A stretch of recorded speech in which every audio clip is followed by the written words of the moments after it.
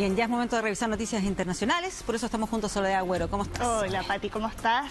Vamos a revisar lo que conocimos hoy día por parte de los jueces de la Corte Penal Internacional, porque emitieron una orden de detención contra el primer ministro israelí Benjamín Netanyahu. ¿Te acuerdas, Pati, que hace 6 meses Karim Khan, el fiscal de la Corte, ya había emitido ahí una solicitud para que arrestaran a Netanyahu, a Yoav Gallant, su exministro de Defensa que dejó el cargo a fines de octubre, y Mohamed Deif, que es un comandante militar de Hamas, que según Israel habría muerto en un ataque aéreo en Gaza, pero desde la Corte Penal Internacional dicen que no tienen pruebas de que esté muerto.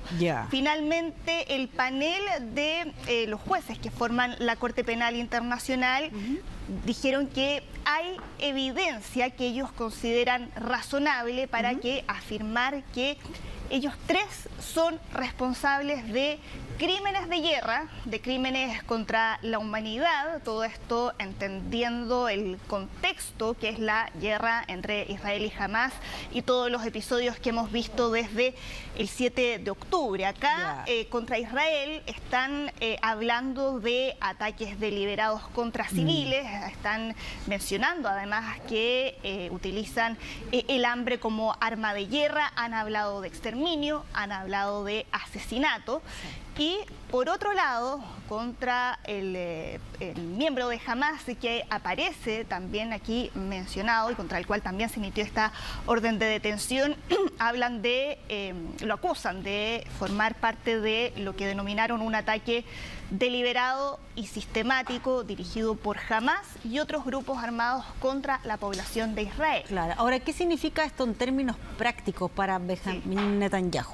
Claro, acá hay que tomar en cuenta que la ejecución de esta orden depende de los Estados miembros de la Corte Penal Internacional, que son 124, entre los cuales está Chile, están los países de América Latina, no está Israel. No está Israel ni Estados Unidos. Ni Estados Unidos, el principal aliado de Israel. Es como haciendo ahí el paralelo con la misma situación de Vladimir Putin, que no había ido a la cumbre de los BRICS en Sudáfrica el año pasado, porque claro, Sudáfrica sí es parte de la Corte Penal Internacional, pero depende de ellos si es que ejecutan esta orden. O sea, si él va a alguno de esos países, en teoría dependería del país si acaso lo toma o no arrestado. Claro, porque están obligados a detener a las personas buscadas por la Corte, no siempre lo hacen, claro. Pero sí significa que quienes estén acusados deban considerar si es que están dispuestos a correr ese riesgo, si es que están dispuestos a arriesgarse a viajar y... O sea, él podría viajar a Estados Unidos probablemente. Claro, ahí no enfrentaría ningún riesgo de detención. También, claro, en el caso de los países mediadores en el conflicto Israel-Hamas, como el caso de Egipto o Qatar, que tampoco han suscrito ahí el Estatuto de Roma, que es el que le da ahí forma a la Corte Penal, pero en términos prácticos como señal de cuestionamiento, claro, es fuerte. Claro, en ese sentido sí, pero bueno, acá también hemos visto las reacciones de la oficina del primer ministro, que salió a rechazar estas acusaciones y dijo que más allá de la señal con la que se quiere dar a través de esto, que esto no va a significar ceder a ningún tipo de lo que ellos han llamado presiones, y que en ese sentido van a continuar con las acciones que están todavía llevando a cabo en Gaza, donde ya van más de 40.000 muertos, muchos de ellos documentados por Naciones Unidas, en su mayoría mujeres y niños, e insistió que él considera que lo que Israel está llevando a cabo en Gaza, en las palabras de Benjamín Netanyahu, él cree que es una guerra justa, como él lo ha denominado. Bueno, vamos a ver en qué está la tensión entre Rusia y Ucrania, que sigue escalando. Por un lado, Ucrania disparó por primera vez los misiles Storm Shadow, que son misiles británicos, Reino Unido, que se sumó a Estados Unidos de entregar autorización a Ucrania para que disparen misiles que los ellos le han misiles proporcionado. estaban en Ucrania, Sí. pero lo que cambió es que ahora tienen la autorización para utilizarlo y lo usaron. Claro, en territorio ruso. Y Ucrania, mientras tanto, acusó a Rusia de disparar un misil balístico intercontinental. Esto no está verificado, Pati. Solo es la versión de Ucrania desde Estados Unidos. De hecho, han salido a desmentir esa versión. Ellos creen que los misiles que disparó Rusia hoy son de menor alcance. Si es que llegara a ser cierto, sería la primera vez que Moscú utiliza un misil de este tipo en la guerra y que se utilizaría también, sería la primera vez que se utiliza un misil de este tipo en conflictos armados en general. Son misiles que tienen capacidad para poder transportar cabezas nucleares, por lo tanto, claro, es algo no menor, pero como les decía, no está verificado que esto efectivamente haya ocurrido. Según la versión que entregaron desde el gobierno ucraniano, el misil habría impactado a la ciudad de Dnipro, que está en el centro-oeste del país, y con daños en edificios civiles, con al menos 4 personas que resultaron heridas. Pero ya hemos visto cómo este conflicto está ahora adquiriendo una dimensión cada vez mayor, con la implicancia además de soldados norcoreanos que están en la zona de Kursk,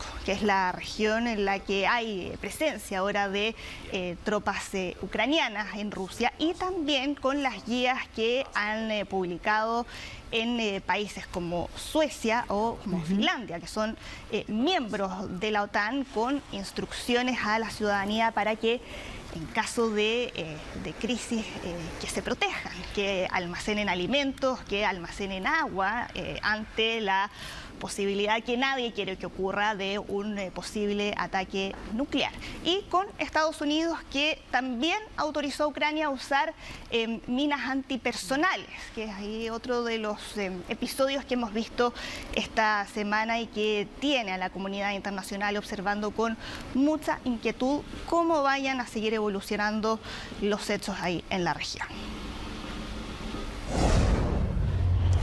Vámonos ahora hasta Estados Unidos, porque siguen los cuestionamientos a parte de los nominados por Donald Trump para ser parte de su gobierno. Ahora, el nominado para ser secretario de Defensa, Pete Hegseth, que es una ex personalidad del canal de televisión Fox News, que no tiene ninguna experiencia además en materia de defensa, fue acusado por una mujer que dijo que él la había agredido sexualmente, que era una acusación que habíamos conocido hace algunos días, pero la noche de el miércoles, o sea, ayer, la policía entregó mayores detalles de esa acusación, que habría sido algo que ocurrió el año 2017. Él tomó el teléfono de esta mujer, bloqueó la puerta de la pieza del hotel en la que estaban. Esto ocurrió en California, en un lugar en el que se estaba desarrollando un encuentro de mujeres republicanas, y en el momento en que bloquea la puerta, se negó a dejarla salir. Este es parte de lo que recoge el informe de la policía. Él, en ese momento, la versión que había entregado había sido que había sido un encuentro consensuado. Negó haber actuado mal, pero ahora, a partir de estos últimos antecedentes que se han dado a conocer, su abogado no quiso dar mayores comentarios, solo se limitó a afirmar que él le había pagado a esta mujer el año pasado para evitar que ella pudiera demandarlo. y dijo que la policía en ese momento había desestimado esas acusaciones y que es algo que, según este informe que se conoció ahora, no es cierto. Ellos niegan que la policía haya dicho que esas acusaciones eran falsas, y lo que se está recomendando ahora es que este informe se envíe a la oficina del fiscal del condado donde ocurrió este episodio para que de esa forma lo revise, pero lo cierto es que no es el único nominado que ha estado ahí en la mira. Y ahí tengo la duda, porque hemos visto en otro caso con el tema del fiscal, por ejemplo, que nominó, entiendo que tiene que pasar por el Congreso. Sí. Pero acá en este caso es diferente, ¿no? Sí. Hay algunos cargos que necesitan aprobación del Congreso y otros que no. Después vamos a seguir profundizando sobre este tema. Sí. Vamos a ir a una información.